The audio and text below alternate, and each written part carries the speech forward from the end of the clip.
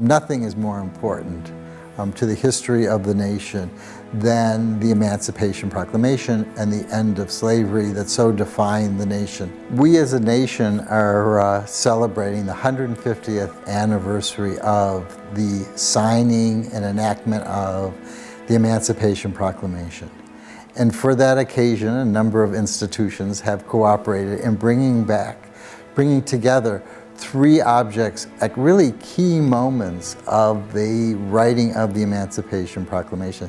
There's the inkstand from the Smithsonian, there's an early draft from the collections of the Library of Congress, and there's the pen that Lincoln used to sign the actual proclamation from the Massachusetts Historical Society. We were very excited with the idea of bringing material that hasn't ever been united since the 1860s back to Washington all together. They each tell a different story of the Emancipation Proclamation in its drafting and writing and final enactment. The biggest challenge in the shoot was dealing with the glass and just kind of recognizing that you can't do anything about it.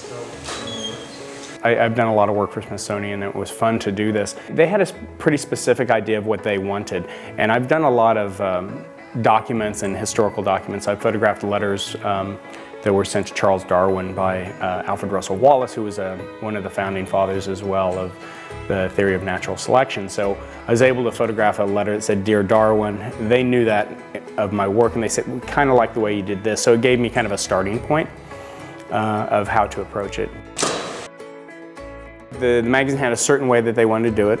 It was a double-page spread, so you split the gutter the way it's bound in the glass, and then you put the pin in where there's dead space, and you just move it around and light it and try to get it to pop out. So, it's technically a little difficult because you've got a white piece of paper and the thin little writing, and then you have this kind of dark brass object. So you just put a lot more light on the brass object and kind of try to bring the ratios next to each other so it kind of looks like he's sitting, like you're Lincoln and you're sitting down, the pen's right here, he was right-handed, and the inkwell's right there, and the document's in front of you. It's like he just finished writing it and set the pen down.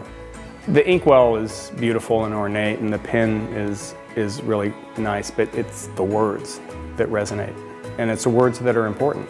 To see the words "forever to be free," and that resonates. That's amazing. It's an amazing thing to see. That he had the bravery, actually, to think about it in the times that he lived in.